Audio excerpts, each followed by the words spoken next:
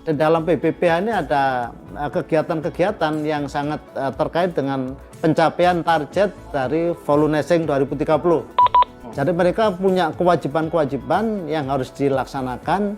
Bagaimana areal kerja mereka harus menyediakan peralatan kebakaran hutan. Mereka juga harus menyediakan personil yang sudah terlatih.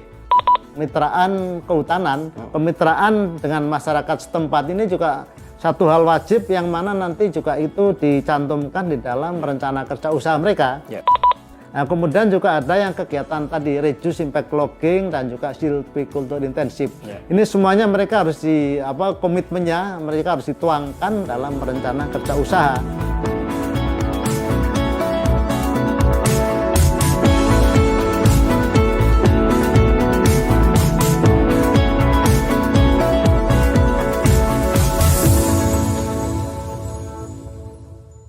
Assalamualaikum warahmatullahi wabarakatuh. Halo Sobat Hijau, salam sehat selalu. Indonesia terus bergerak nyata memperkuat kebijakan pengendalian perubahan iklim untuk menjaga kepentingan penurunan emisi gas rumah kaca sesuai target nasional yang ditetapkan. Langkah maju dari sektor hutan dan penggunaan lahan lainnya atau Forest and Other Land Use dengan diterbitkannya Keputusan Menteri Lingkungan Hidup dan Kehutanan nomor 168 tahun 2022 tentang Volunesing 2030 untuk pengendalian perubahan iklim. Dengan dasar hukum ini, Indonesia akan terus bergerak memenuhi target pengendalian iklim. Agenda Volunesing 2030 memiliki dasar hukum Peraturan Presiden nomor 98 tahun 2021 dan lebih rinci ditetapkan melalui Rencana Volunesing 2030 berdasarkan keputusan Menteri dimaksud. Indonesia Volunesing 2030 ini mencerminkan target ambisius untuk mengurangi emisi gas rumah kaca di sektor kehutanan dan penggunaan lahan lainnya. Tingkat penyerapan akan mencapai keseimbangan atau bahkan lebih tinggi dari tingkat emisi sektor terkait pada tahun 2030. Kebijakan dan pelaksanaan program sektor kehutanan dan lahan lainnya antara lain mengurangi emisi dari deforestasi dan lahan gambut, meningkatkan kapasitas hutan alam dalam penyerapan karbon melalui pengurangan degradasi dan peningkatan regenerasi, restorasi gambut dan perbaikan air, restorasi dan rehabilitasi hutan, optimalisasi lahan non-produktif, penegakan hukum, rehabilitasi dan konservasi mangrove, dan pengelolaan hutan lestari. Operasional pelaksanaan Volunesing 2030 akan menerapkan prinsip-prinsip pembangunan berkelanjutan melalui pengolahan hutan lestari serta tata kelola lingkungan dan karbon. Target utama tetap fokus pada upaya pengurangan deforestasi dan degradasi hutan. Meski tantangannya sangat tidak mudah, Sobat Hijau, namun kita akan terus bekerja meletakkan fondasi pembangunan lingkungan berprinsip sustainability yang menjadi tuntutan masyarakat atau publik dalam upaya pembangunan sosioekonomi untuk kebutuhan masa kini tanpa mengorbankan kebutuhan generasi mendatang demi memelihara kelangsungan daya dukung dan daya tampung lingkungan hidup. Bersama saya sudah hadir Pak Istanto, Ketua Bidang Pengelolaan Hutan Lestari. Direkturnya apa Pak Istanto ya?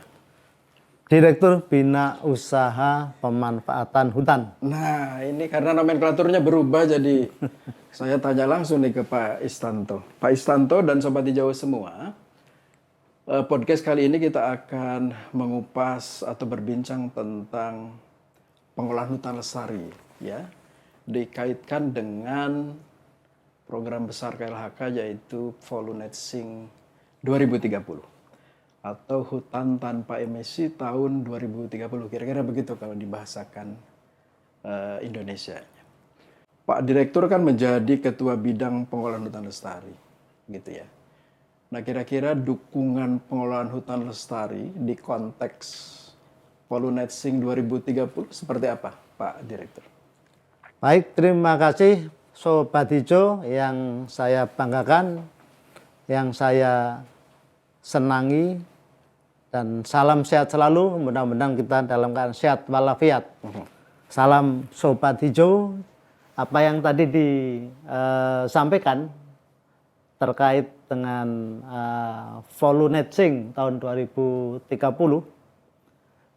Menteri LHK sudah menetapkan melalui keputusan, melalui SK Menteri nomor 168 tentang penyelenggaraan kegiatan Volunetzing 2030, yang mana di dalam SK tersebut saya selaku Direktur Bina Usaha Pemanfaatan Hutan ditunjuk sebagai Ketua Bidang 1, yaitu pengelolaan hutan lestari. Di bidang 1 ini, Pak Karu, Sobat Hijau, ada 3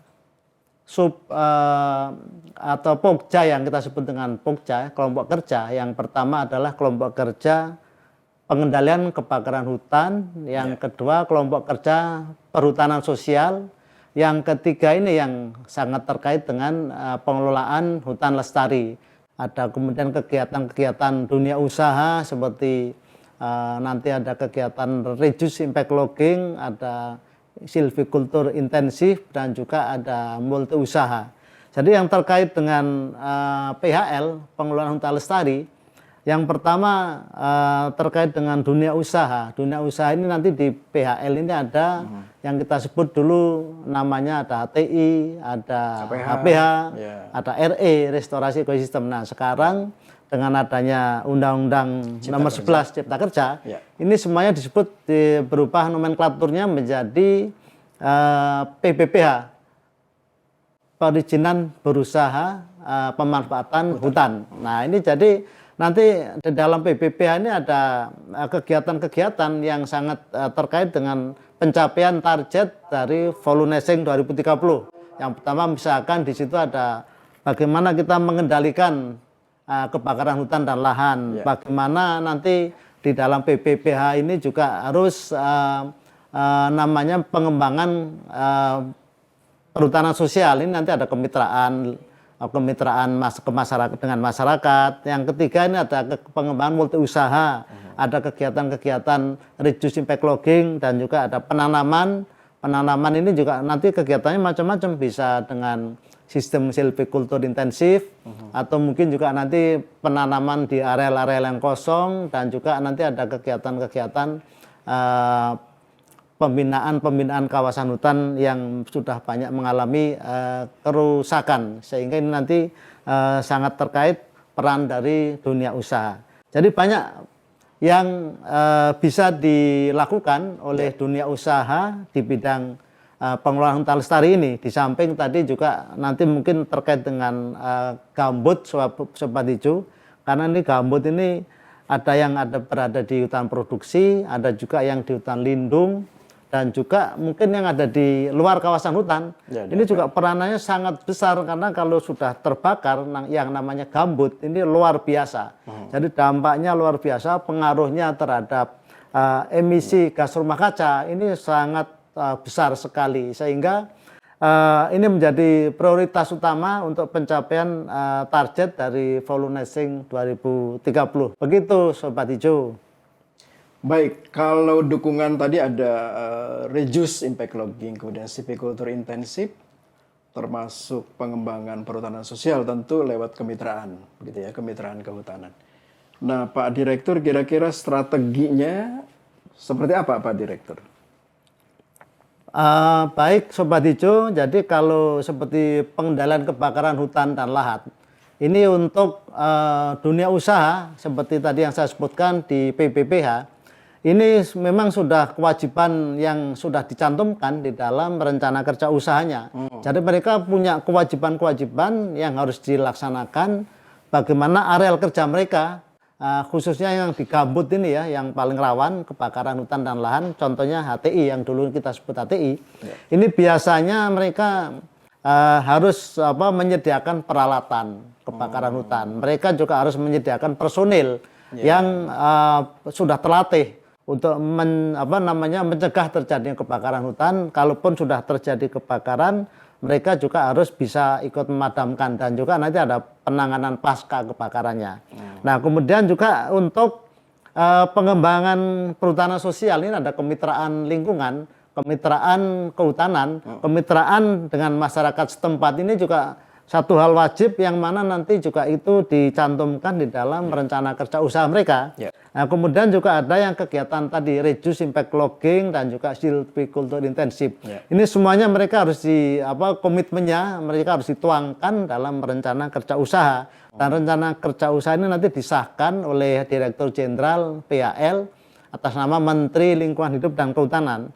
Kemudian nanti dari target-target, kemudian dari realisasi kita akan evaluasi apakah mereka bisa mencapai nggak target yang sudah di komitmen dia untuk melaksanakan kegiatan-kegiatan tersebut, sehingga nanti itu menjadi penilaian kita. Kalau misalkan bisa tercapai targetnya, artinya bahwa mereka kinerjanya baik. Tapi kalau mungkin pencapaiannya hanya 50%, ya mungkin kinerjanya dia sedang. Kemudian kalau yang memang tidak bisa mencapai kurang dari 50% pencapaian targetnya, ya kita sebut kinerjanya buruk atau biasa-biasa saja. Ini yang nanti konsekuensinya mereka akan kita evaluasi. Kita akan evaluasi, kemudian nanti kita akan berikan sanksi-sanksi administrasi. Itu yang menjadi perhatian kita. Begitu Sobat Hijau. Baik, terakhir ini Pak Direktur, kira-kira kan tadi ada komitmen yang tengah dijalankan oleh masing-masing dunia usaha ya, melalui RKU dan lain-lain. Ada nggak pendampingan khusus misalnya Pak Direktur? Karena ini kan sebuah program besar kita begitu ya, sehingga harus semua stakeholder saya kira harus mendukung supaya jalannya atau target Polunetsing 2030 ini tercapai. Betul Sobat Hijau, jadi memang dunia usaha dalam mengimplementasikan rencana-rencana dan untuk mencapai target Polunetsing tadi itu tidak mungkin mereka bisa berjalan sendiri karena mereka memang mungkin tingkat SDM-nya masih terbatas, kemudian juga mereka juga mungkin keterbatasan pengetahuannya dan juga mungkin sarana prasarana, sehingga ini memang perlu terus didampingi. Contohnya untuk penanggulangan kebakaran hutan dan lahan, ini para dunia usaha juga diberikan bimbingan teknis dari Direktorat Jenderal yang memang menangani contohnya masalah kebakaran hutan dan lahan. Ini ada Direktorat Pengendalian Kebakaran Hutan dan Lahan, contohnya begitu. Kemudian untuk yang teknis pelaksanaan nanam atau mungkin kegiatan-kegiatan silviculture intensif ini, kita juga sudah tetapkan ada para pakar silin dari beberapa perguruan tinggi. Ini juga terus mendampingi, bahkan tenaga-tenaga lapangan dari dunia usaha ini terus kita latih.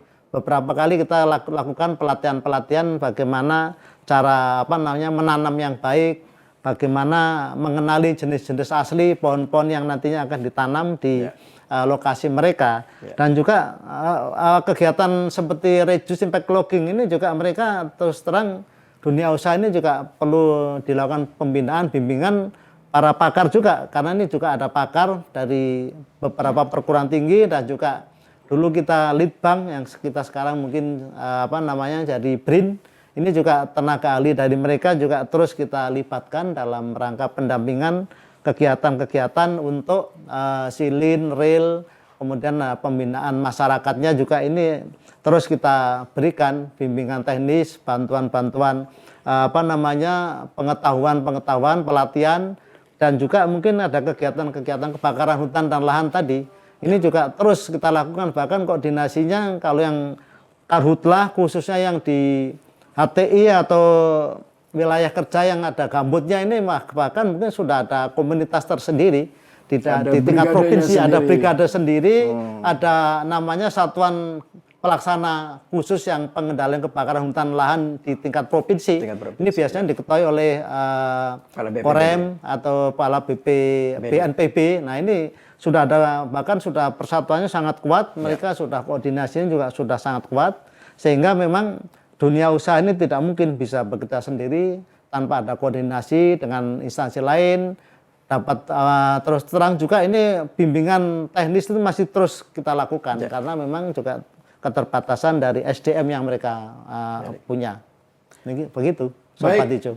Pak Direktur, terima kasih Sobat Hijau. Tadi Pak Direktur, Pak Istanto yang sekaligus menjadi Ketua Bidang Pengelolaan Hutan Lestari telah menyampaikan berbagai dukungan kebijakan, program, kegiatan dari aspek pengelolaan hutan lestari terhadap konteks Pollinate 2030. Beliau juga tadi menjelaskan berbagai upaya di konteks masing-masing Pokja. Ada Pokja pengendalian karhutla, ada Pokja berkaitan dengan perhutanan sosial, ada Pokja multi usaha dan penggunaan teknologinya, begitu ya. Sehingga cukup komprehensif saya kira, Sobat Hijau. Beliau juga tadi menyampaikan berbagai hal berkaitan dengan dukungan komitmen dunia usaha, termasuk stakeholders lain. Upaya sistematis di konteks pendampingan juga tadi beliau sampaikan. Sekali lagi saya mengucapkan terima kasih Pak Direktur, Sobat Hijau. Sampai ketemu di podcast yang lain. Izin mengakhiri, Assalamualaikum warahmatullahi wabarakatuh. Waalaikumsalam. Terima kasih Sobat Hijau. Sampai jumpa, Sampai Sobat jumpa Hijau. lagi.